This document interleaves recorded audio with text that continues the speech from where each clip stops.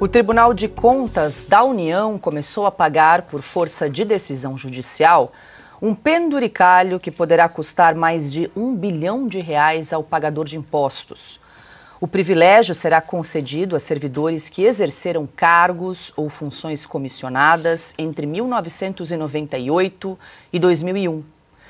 De acordo com o Sindicato dos Servidores do Poder Legislativo Federal e do Tribunal de Contas da União, mais de 400 servidores receberam a primeira parcela do penduricalho na última segunda-feira. O crédito se refere à incorporação do benefício na folha salarial e o pagamento retroativo ainda está em discussão.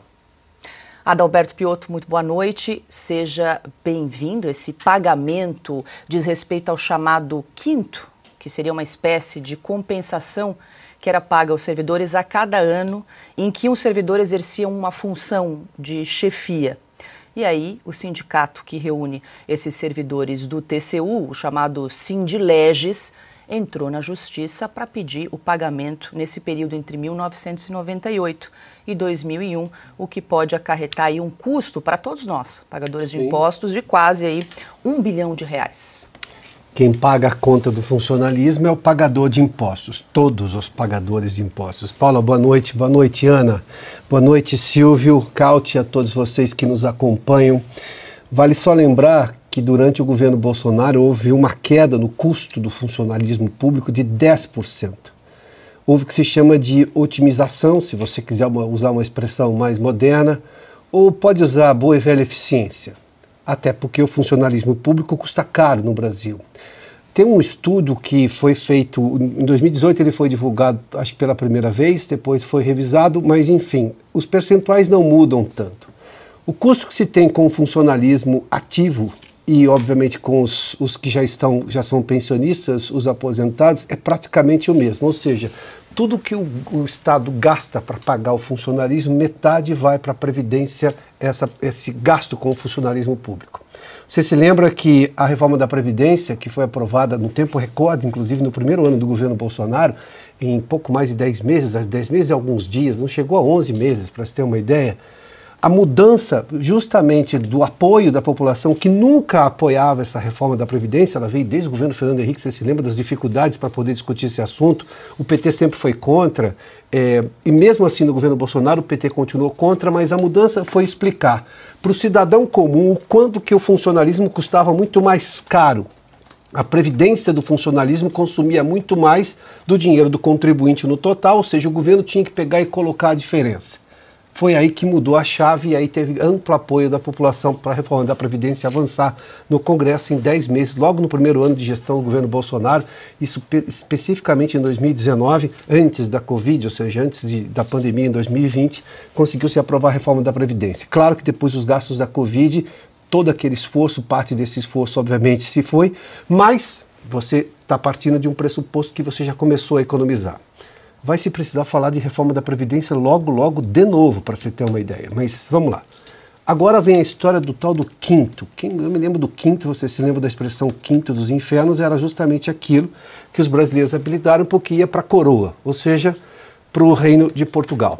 Portugal pegava um quinto de tudo que se produzia no país, era o imposto, ou seja, 25%. Se você parar para pensar, é mais barato do que hoje, por exemplo, a carga tributária que supera os 30%, às vezes 33%, em alguns casos muito mais. Mas vamos lá.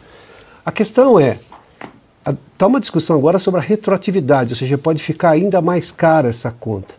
Cabe isso dentro do orçamento do país? A questão não é se é direito ou não. Óbvio, as pessoas podem ter direito. O regramento podia ser esse. Agora, esse é o tipo de regramento que não pode existir. Porque se tem plano de carreira e, obviamente, alguém ganhou uma promoção, ele passa a ter aquele salário daquela promoção, ou seja, de chefe, no caso, que é exatamente o que eles pediram.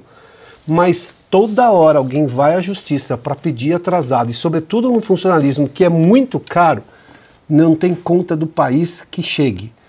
E quem faz chegar, porque em algum momento tem que pagar, é o contribuinte. Seja porque você vai ter que aumentar impostos, que é o que o governo está tentando fazer com taxas e aumento de impostos nessa sanha arrecadatória, ou o governo tendo que se financiar no mercado porque gasta muito mais do que arrecada. Parte disso é de uma previdência completamente, digamos, desestabilizada. Silvio Navarro, muito boa noite, seja bem-vinda. Silvio, uma outra informação, acho que vale agregar aqui a essa notícia, Silvio, é que o Sindileges, o sindicato que representa os servidores do Tribunal de Contas da União, o TCU, ele foi representado pelo escritório de advocacia do atual governador do Distrito Federal, Ibanez Rocha, que vai, claro, receber honorários por essa ação, que já, inclusive, foi paga a primeira parcela na última segunda-feira, cerca aí de 400 servidores do TCU. Paula, boa noite, querida Ana, Piotto, Carlo Cauti, hoje conosco. Boa noite para quem está aí do outro lado da tela. Começando pela essa última informação que você traz. Isso é a cara de um velho Brasil. Isso é a cara de Brasília, que não gosta de ser chamada de Ilha da Fantasia. Porque o governador tem ligação com a causa, que corre dentro de um tribunal de contas, portanto de um órgão público. Isso é a cara do Brasil, que insiste em não mudar, que insiste em não progredir, em avançar para algo mais eficiente e transparente. O Piotto trouxe aqui toda a análise técnica. Eu vou entrar um pouquinho numa outra seara, porque as pessoas costumam criticar os conservadores, os liberais, a direita brasileira, porque a direita reclama do funcionalismo público. É crime ser funcionário público? Pelo contrário, não. É um trabalhador como todos os outros, que dá expediente, que acorda de manhã e que também paga os seus impostos. O problema são as regalias que cercam o serviço público e o peso da máquina estatal. O Brasil é resultado de décadas de governos da social-democracia. E isso promoveu um inchaço absurdo da máquina. Os governos do PT e também os governos do PSDB. O Brasil precisa de uma reforma administrativa. Esses penduricalhos todos, e aí tanto faz se é no TCU, se é no TSE, se é no Ministério A, se é no Ministério B, ou se é em outra instância, se é numa Câmara Distrital, lá em Brasília, tanto faz. São regalias e benefícios de uma casta que aparece numa situação diferente da nossa, diferente do cidadão da iniciativa privada, do assalariado, que não tem esses mesmos benefícios. E o peso do Estado é cada vez maior à medida em que esses governos resistem, à medida em que esses governos continuam. A volta do PT ao poder não seria diferente. Portanto, o Estado passa mais uma vez pelo seu inchaço e os penduricalhos vão se acumulando.